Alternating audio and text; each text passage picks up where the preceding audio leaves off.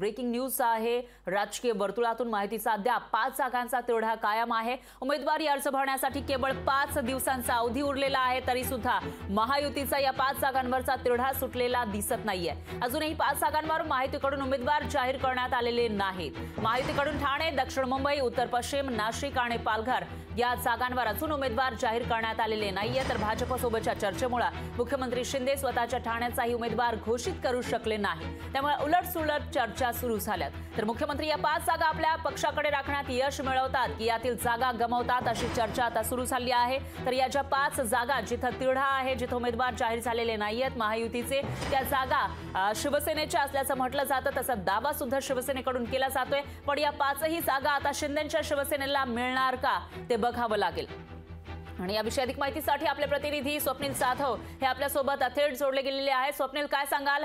फक्त काही दिवस उरलेले आहेत, अर्ज भरण्याची जी मुदत आहे ती संपेल, पण तरी सुद्धा या 5 जागांवर महायुतीने अजूनही उमेदवार घोषित केलेले नाहीये। त्यामुळे महायुतीच्या गोटात नेमकं काय चाललंय असा सवाल उपस्थित होतोय।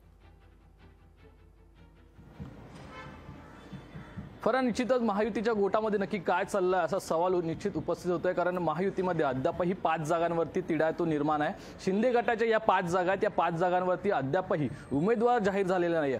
5व्या टप्प्यामधील या जागा आहेत आणि याची उमेदवारी अर्ज भरण्याचा शेवटचा दिवस हा शुक्रवारी आहे। एकूण 5 दिवसात मात्र 1 मे रोजी ही सरकारी सुट्टी असल्यामुळे केवळ 4च दिवस उमेदवारी अर्ज भरण्यासाठी मिळतात। यामुळे आता शिंदे गटाकडून 5 जागांवरती कधी उमेदवार जाहीर होतोय की भाजपमुळे चर्चा सुरू आहे आणि चर्चामुळेच कुठेतरी 5 जागा आलेल्या। त्यामुळे दक्षिणची जागा आहे, उत्तर पश्चिमची जागा आहे, ठाणे आहे, जो ठाणे मुख्यमंत्री एकनाथ शिंदे यांचा बालेकिल्ला आहे, त्या जागेवरती सुद्धा अद्याप मुख्यमंत्री एकनाथ शिंदे यांच्याकडून उमेदवार जाहीर करण्यात आले नाही। तर पालघरमध्ये एक जागा आहे, पालघरमधील उमेदवार हे भाजपच्या तिकिटावर लढण्यास इच्छुक आहे। त्यामुळे मुख्यमंत्री एकनाथ शिंदे यांच्यासमोर निश्चितच पेच निर्माण झालाय। या 5ही जागा मुख्यमंत्री एकनाथ शिंदे स्वतःकडे ठेवण्यात यशस्वी ठरतात की यातील काही जागा गमावतात, याकडे सुद्धा पाहणं महत्त्वाचं ठरणार। तसेच नाशिकची जागा, नाशिकचे उमेदवार सुद्धा ठाणे, मुंबई अशा वाऱ्या करताना या ठिकाणी पाहायला मिळतात, मात्र त्यांनाही अद्याप जागा जाहीर झालेली नाही। त्यामुळे मुख्यमंत्री एकनाथ शिंदे यांची तारेवरची कसरत या जागा आपल्याकडे वळवण्यामध्ये तरी सुरू झालेली आपल्याला पाहायला मिळते। तो दुसरीकडे काँग्रेसकडून सुद्धा अद्यापही उत्तर मुंबईची जी जागा आहे यावरती अद्याप आपला उमेदवार जाहीर केलेला नाही, त्या ठिकाणी सुद्धा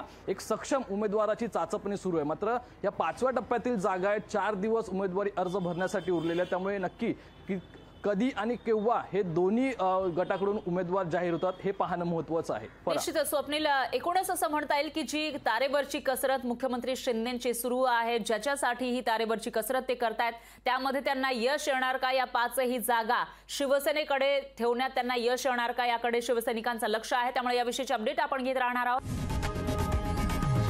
लोकशाही मराठी ऐका, पहा, जागरूक रहा।